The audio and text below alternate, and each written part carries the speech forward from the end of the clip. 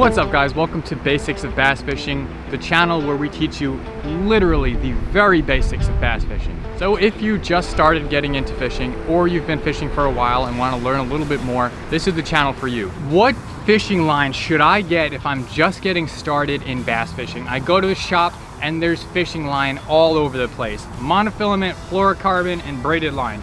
What should I get? If you have the money, jump right into braided line. If you can't, do monofilament. Fluorocarbon is going to be just as expensive, if not more expensive, than some braids. If you can get into braid, there's just so many options that you can fish with. I fish, believe it or not, a lot of KastKing Fortis braid. That seems to be doing very, very well for me. That is one of the least expensive braids that you can find, but you're most likely only going to find them on Amazon.com. I'll link them down below. I've used them for 10 years maybe. I believe 10 years at this point. I haven't had an issue with KastKing. I also use a lot of Suffix braids, but this is gonna be around $40 for 150 yards or maybe 300 yards depending on. Smackdown, this is by Seaguar. I've used all of these. I haven't had an issue with any of these, which is why I'm recommending them here to you. It just depends on your budget. Suffix 832, one of my favorite braided lines. Again, an expensive braided line. I've been using a lot of the Super Power Silky 8. This is an 8-strand braid and it casts really, really far.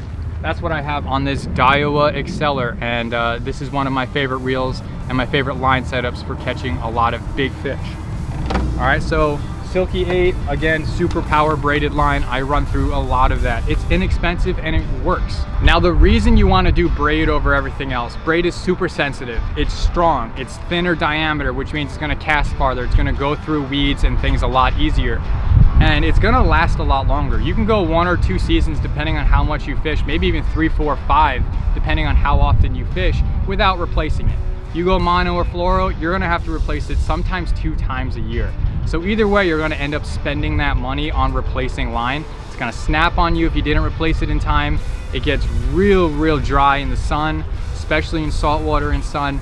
So just be careful with that. If you can do the braid, go ahead and do braid. If you can't, I've got a couple lines that I use. I use P-line. I like the P-line. Again, more Suffix. I like Suffix. I use fluorocarbon from KastKing because fluoro is really good. Lasts a little bit longer. It's a little bit stiffer than monofilament, but again, that KastKing price, you can't beat it, and it works.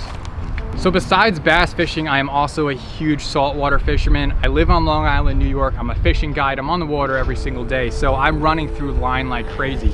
This Andy monofilament is amazing. I think it's like 20 bucks for 1,500 yards of it.